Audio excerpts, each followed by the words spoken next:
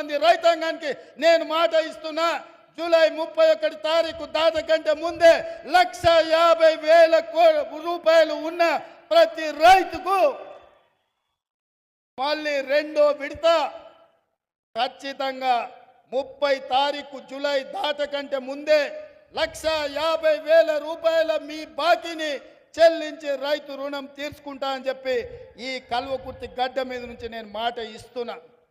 ఇదే కాదు, 2 తారీఖు నుంచి 14 తారీఖు వరకు నేను విదేశీ పర్యటనకు వెళ్తున్నా.